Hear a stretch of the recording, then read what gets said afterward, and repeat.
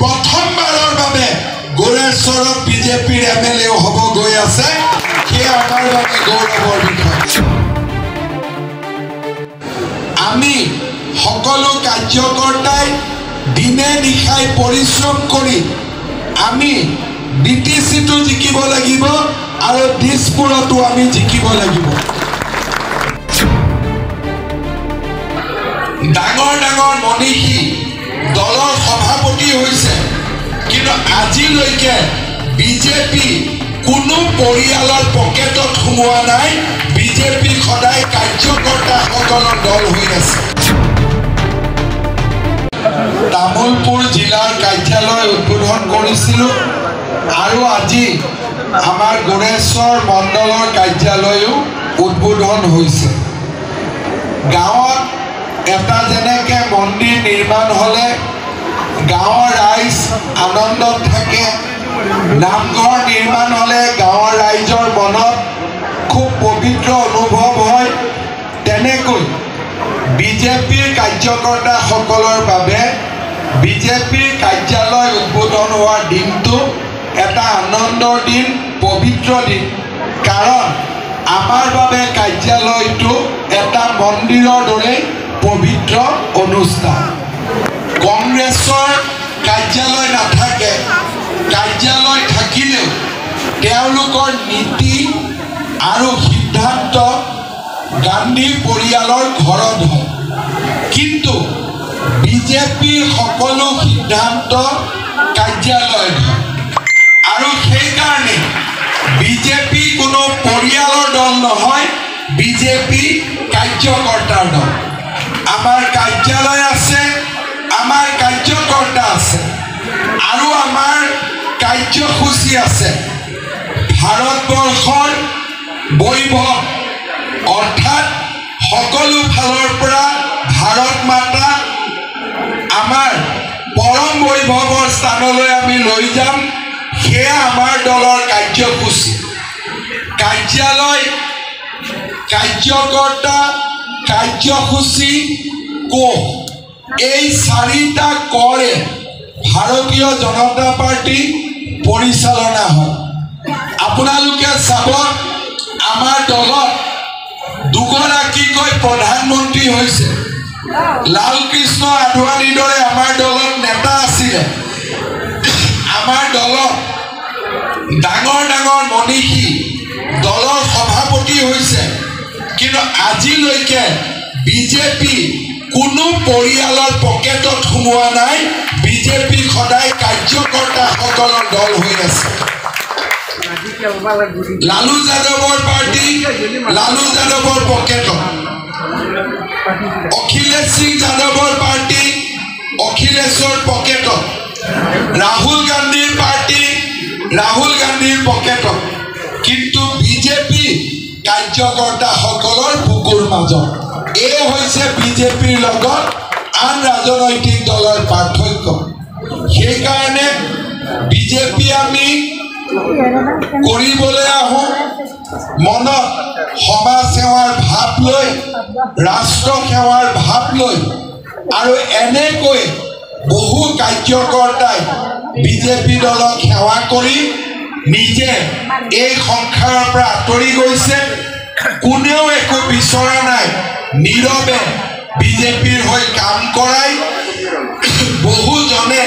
জীৱনৰ লক্ষ্য বুলিও তেওঁলোকে জীৱন বাটত আগবাঢ়ি যায় আজি তামুলপুৰ জিলাৰ কাৰ্যালয় গোৰেশ্বৰৰ মণ্ডল কাৰ্যালয় আমাৰ বাবে এটা অতি আনন্দৰ বিষয় মই এই কাৰ্যালয় নিৰ্মাণত আগভাগ লোৱা ভৱেশ কলিতা ডাঙৰীয়া কাৰ্যালয়টো সম্পূৰ্ণ কৰাত আমাক সহযোগিতা কৰা দিলীপ শইকীয়া ডাঙৰীয়া আৰু গোৰেশ্বৰৰ প্ৰতিগৰাকী কাৰ্যকৰ্তাক মই ধন্যবাদ আৰু কৃতজ্ঞতা জনাইছোঁ শ্ৰদ্ধা ৰাইজ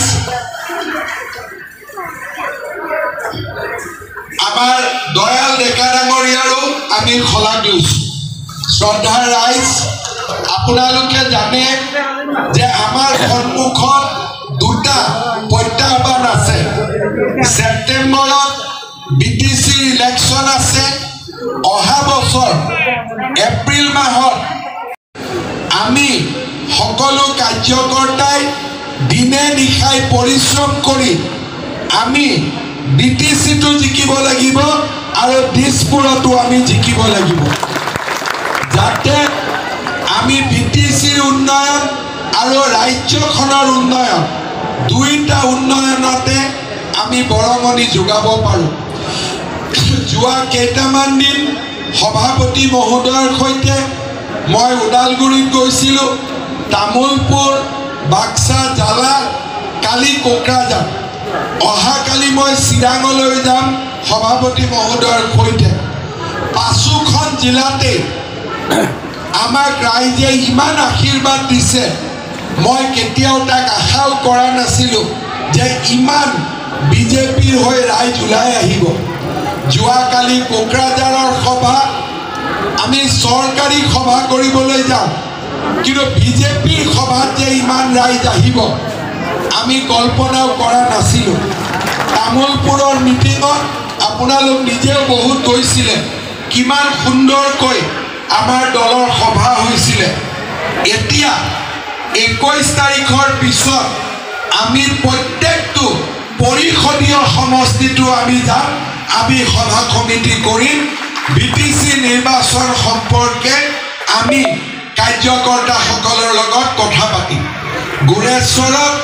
খুব কম দিনৰ ভিতৰতে মই আকৌ এবাৰ আহিম আপোনালোকৰ লগত নিৰ্বাচনৰ বিষয়ে কথা বতৰা পাতিম আৰু এটা আপোনালোকক ধন্যবাদ জনাম যে যোৱা লোকসভা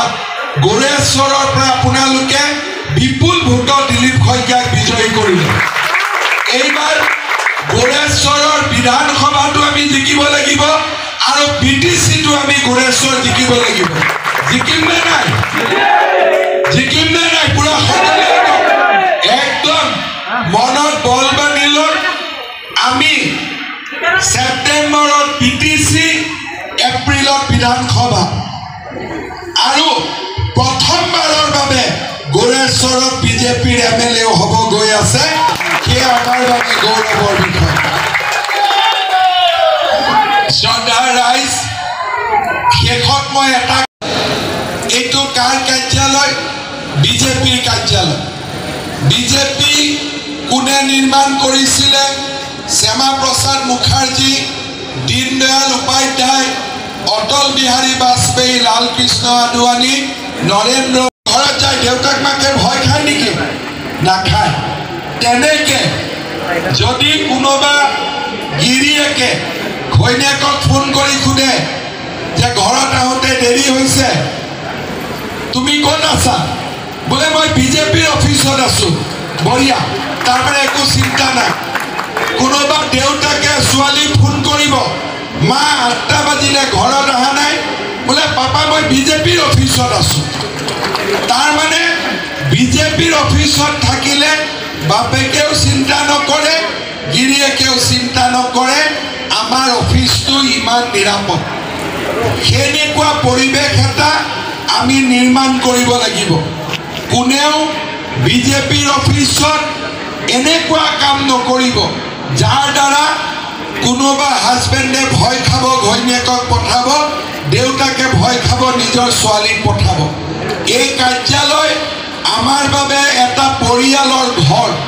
আৰু সকলোৱে এই কাৰ্যালয়ৰ মান আৰু মৰ্যাদা আমি সদায় ৰাখিম সেইখিনি অনুৰোধ জনাই মোৰ আজি অলপ মাতটো ভাঙি আছে পিছত ভাল কৰি কম আজি পুনৰবাৰ আপোনালোকক ধন্যবাদ কৃতজ্ঞতা জনাই মই মোৰ বক্তব্যৰ সামৰণি মাৰিছোঁ মোৰ লগত আকৌ এবাৰ ক'ব ভাৰত মাতা কি